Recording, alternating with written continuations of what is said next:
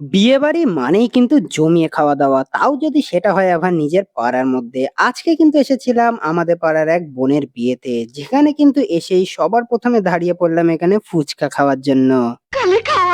আর ফুচকা খেতে দেখি এখানে কিন্তু বরও চলে এসেছে। তারপরে কিন্তু এখানে বরকে দেখে চলে এলাম ওপরে বোনের সাথে দেখা করার জন্য। আর এসেই কিন্তু দেখি এখানে বর-বউর কিন্তু ফটো তোলার সেকশন চলছিল। তাই সেখানে আর না দাঁড়িয়ে চলে এলাম এখানে পকোড়া খাওয়ার জন্য। আর পকোড়ার এখানে এসে দেখি কিন্তু অনেকই ভিড় ছিল। তাই জন্যই কিন্তু আমি এখানে কোল্ড ড্রিংকস নিয়ে নিলাম আর কোল্ড ড্রিংকস খাচ্ছিলাম আর ভিড় কমার অপেক্ষা করছিলাম। আর তারপরে ফাইনালি আমিও কিন্তু এখানে কাবাব পেয়ে গেলাম। যেটা কিন্তু খেতে মোটামুটি ভালোই ছিল। আর এইসব খাওয়ার পরেই কিন্তু আমি এখানে ডাইরেক্ট চলে এলাম মেইন কোর্স খাওয়ার জন্য।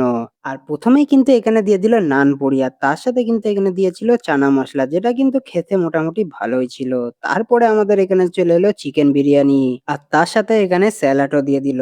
আর এই বিরিয়ানিটাও কিন্তু খেতে খুব ভালোই ছিল। আর এইসব খাওয়ার পরে কিন্তু আমাদের এখানে আবার চাটনি পাঁপড় দিয়ে দিল। আর চাটনি পাঁপড় খাওয়া শেষ করেই কিন্তু আমাদের আবার এখানে দিয়ে দিল রসগোল্লা আর তার সাথে কিন্তু এখানে সন্দেশও দিয়েছিল। আর আমার ক্যামেরাম্যানকে দেখো এর কিন্তু অনেকগুলো রসগোল্লা এখানে নিয়েছে। আর সব খাওয়া শেষেই কিন্তু এখানে দিয়ে দিল আইসক্রিম। তো আমি এবার আইসক্রিম খেতে বাড়ি যাই। আর তোমরা রোমিনী ব্লগের জন্য সাবস্ক্রাইব করো।